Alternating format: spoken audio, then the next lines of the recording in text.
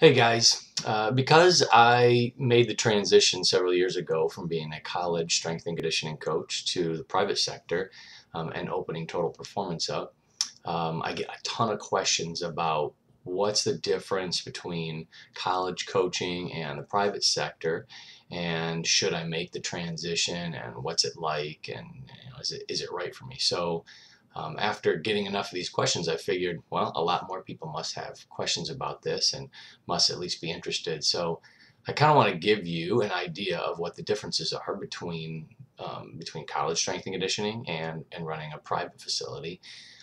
We opened Total Performance up in 2002. So as of today, it's about 11 years, and things have gone really well. We now employ 8 full-time staff members, and we have 2 locations. So things have gone really well. But I can tell you that as I look around in the rest of the business, it doesn't always go as well for everybody, and there's some reasons. There are a couple of reasons why it sounded like a good idea when Velocity decided to hire a bunch of college strength coaches and pull them out of their jobs and pay them a lot of money.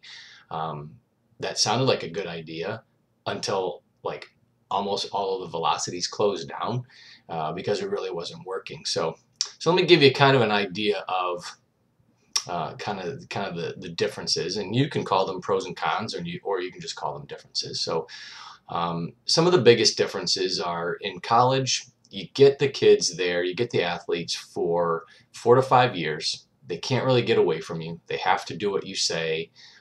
You can train them really, really hard, which I think is awesome.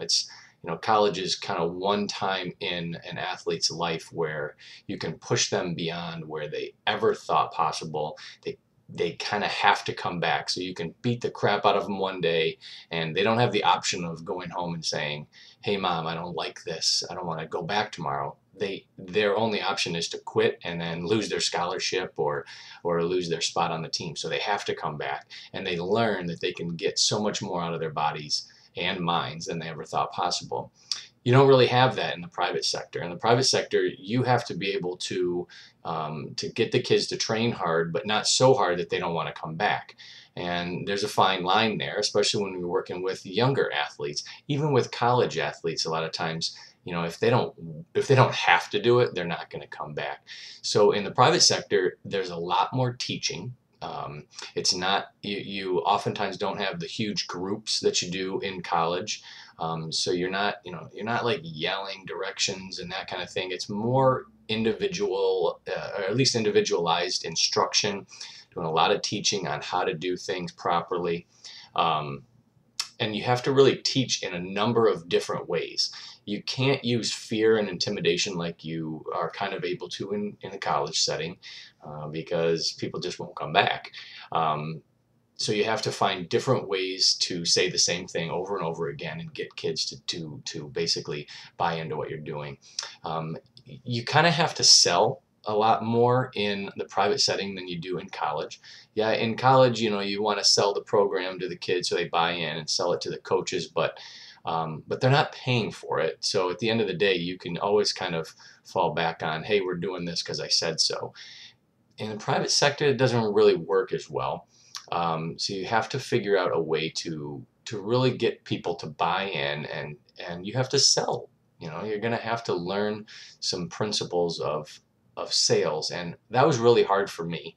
I always looked at myself as a coach, and it took me a few years actually to realize that when I'm talking to coaches and athletic directors and parents, they're not just looking at me as a coach anymore. They're actually looking at me as, hey, this guy's trying to sell something. And that was kind of a challenge. I really didn't want that attached to me. It took me several years to kind of embrace that and realize that, hey, this is just how it is, and I can do both. I can be both a coach and I can sell. And once I embraced it, it really made a big difference. But a lot of college coaches are going to have a hard time with that. And if you are right now sitting there thinking, I'm not going to sell anything, I don't, that's not how I work. It might be kind of a challenge for you then. You don't have to sell like a used car salesman, but if you don't get people in the door and they're not paying money, then you don't have a business, and if you don't have a business, you don't have a job, you're not getting paid, it doesn't really work. So at the end of the day, you kind of have to buy into that a little bit. You also have to understand marketing principles and developing relationships. I'll probably spend more time in some other videos on some of these things, but those are things that as a college coach, you don't really always have to do as much. Um, or at least it's in a different way, because you have the coaches there that are on your campus and you're part of their team. Eventually you can be part of a team at a school or in the private setting, but you don't really have that aspect to either. And that's one thing that I do miss, is being able to be part of a team. um, all of the enjoying all the accomplishments, enjoying all the, not enjoying, but being there for the disappointments and being part of all that. um, that's something that I do miss. um, One reason I got out of college coaching is that I felt like after a while I wanted to win more than the athletes did. So I felt like my life was basically being controlled, or my career at least, not my whole life, but my career being controlled by a bunch of 18 to 22-year-olds that sometimes wanted to be there and sometimes didn't, whereas I wanted to, and I wanted to win all the time.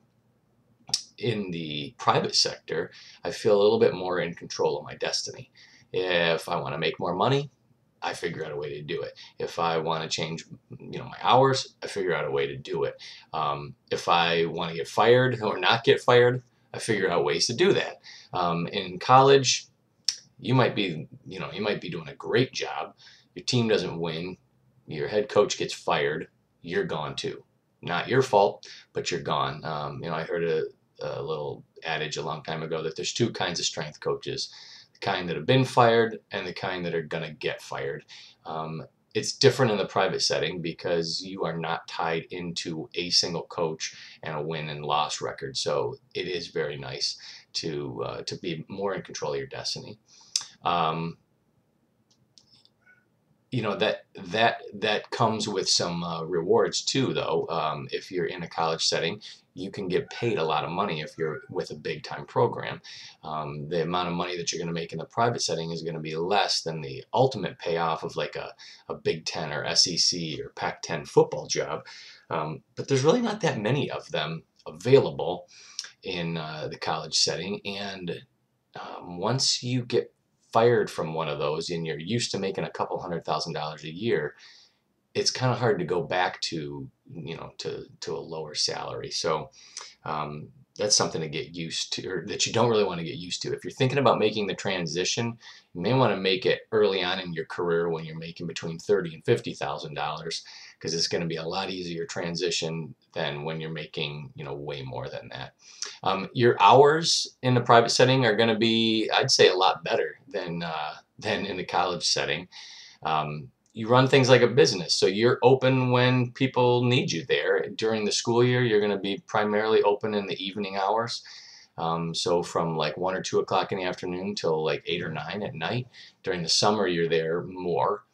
But you're not going to be there 1,000 hours a week, like a lot of college coaches are, like I was as well. You kind of get to set your, I don't want to say set your own hours, but you figure out how to make it work. And if you want the business to run, you'll be there. But that's really nice. You get a lot more, you get time for planning and all that, but your hours are going to definitely change. So those are kind of the good and bad of the transition. I really enjoy it. It's been great for me. I don't think it's great for everybody. There's a lot of college coaches that probably shouldn't do this, but there's a lot that probably should, and there's a lot of students that should probably look into this rather than the college setting, just because your personality is probably a better fit in the private setting. So it's it's an interesting transition, and it's a great field. I will get more into some of these details and talk more about sales and marketing and and all that kind of stuff maybe in upcoming videos. But hope that kind of helps get a better understanding for some of the differences between the college setting and the private setting.